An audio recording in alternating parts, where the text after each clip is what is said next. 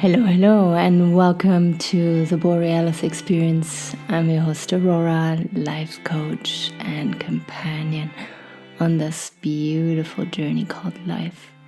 I hope you're doing good. I hope you feel loved and seen and understood. I hope you feel a strong sense of purpose. And if right now you don't feel any of this, you feel stuck, you feel lost, you feel confused, you feel uncertain, don't despair. You are not alone. And with my podcast, I'm hoping to bring you time for reflection, time for connection, time for self-care. As many of you know, I have a physical location now where I receive people for one-on-one life coaching journeys, intimacy retreats for couples or individuals, and team building experiences. It is all being offered in a yurt, in the forest, in the Rocky Mountains. And I'm so touched and excited by everybody who joins and introduces themselves to me and shares their story with me. And yeah, it's been just a very intense and beautiful journey to have a physical space now where I can meet with people. So if at any point you feel like engaging in a journey with me or just join me for a public yoga class, shoot me a message or check out my website, AuroraEggertCoaching.com, and I'd be happy to connect wherever you are in this world, because we can also meet over Zoom or Skype or whatever is out there to connect on long distance, right? Okay, let's dive into today's episode. Today is September 30th, 2023. National Day of Truth and Reconciliation. And what I want to do today is just share my 2 cents on what I feel and think about this very important day. It's about time. It's about time that Canada looks at their history and uncovers horrific truths. I was born and raised in Germany, and we all know about Canadian history on a superficial level. And when I first got to Canada, I was very, very surprised, if not even shocked, to witness that people would point at the Indigenous community and tell me that they are a lost cause, that they are quitters, addicts, homeless people who don't, can keep their shit together.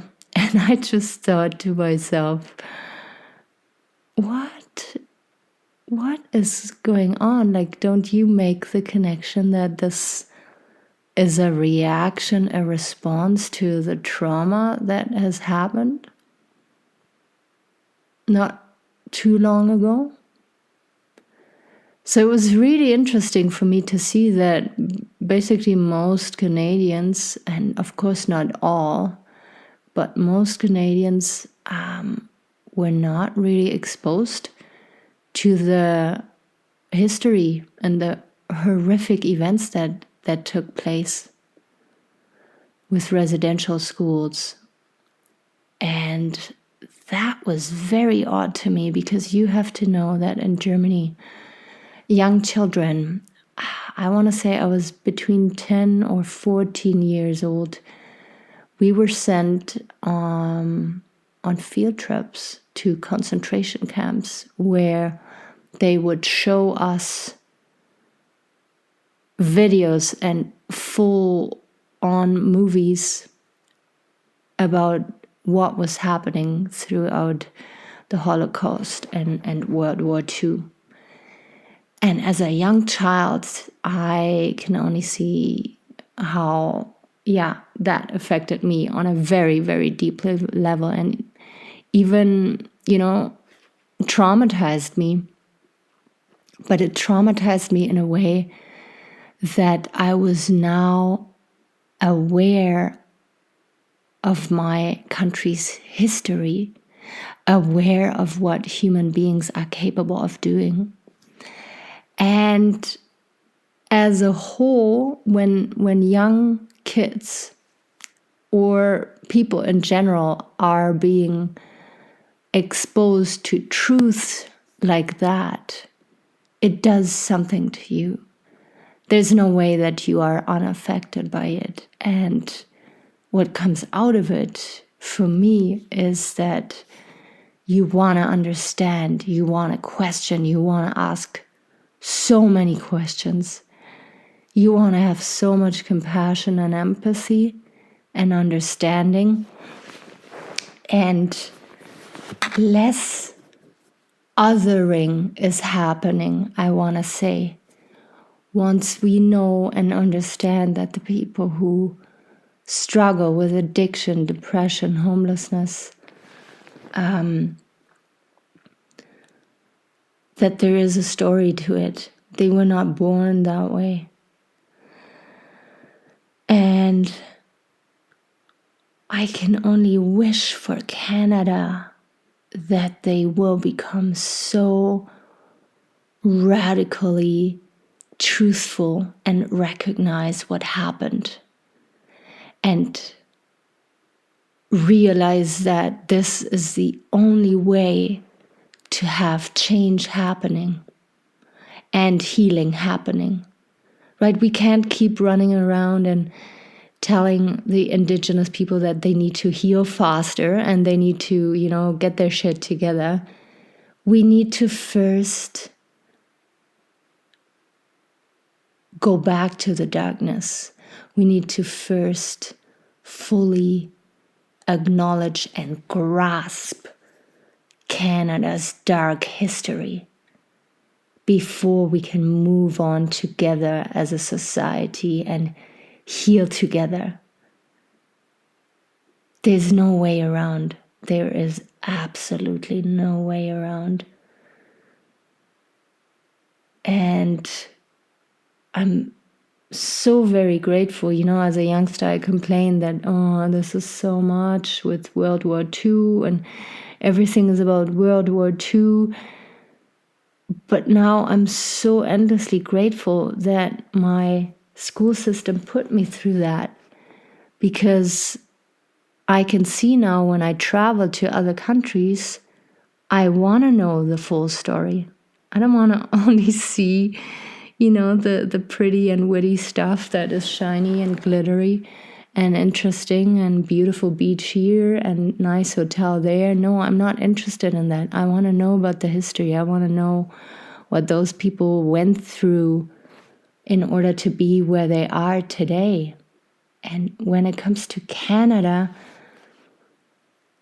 I want to say as a whole, there is, I don't know how to say this without offending anybody, but there is this superficiality when it comes to connections, when it comes to conversations, when it comes to talking about history and darkness, when it comes to embracing shame and guilt as a whole. There's this toxic positivity and toxic beauty, I want to say, right? That beauty of fake lashes and face lifting and Botox and vitamin cures.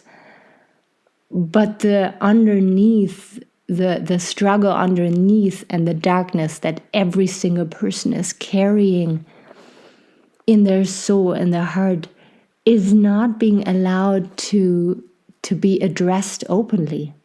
So a lot of people struggle with feeling depressed and lonely and isolated and repressed and misunderstood because as a society, it is not being normalized to not be okay, right? When you look at countries like Italy, Portugal, and Spain, where it's very passionate countries with a lot of screaming, and where flower pots are being thrown off the balconies, and anger is being expressed in a, healthy way, I want to say.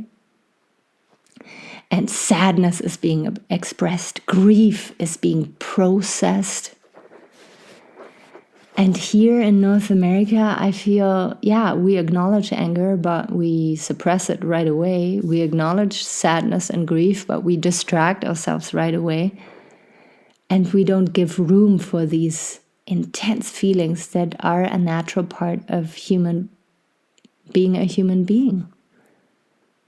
So I don't want to say that I've found the solution to alleviating suffering in human beings and how to make North America a better place. But I'm just so hopeful that now that all this dark history about Canada comes up, that we can actually start the healing process.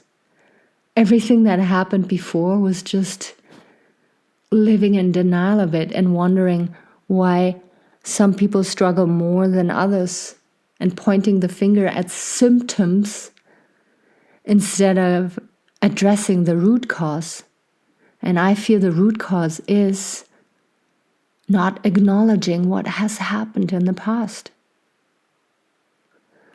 So, hashtag Orange Shirt Day, hashtag National Day of Truth and Reconciliation, hashtag Indigenous Lives Matter, hashtag community, love, and support.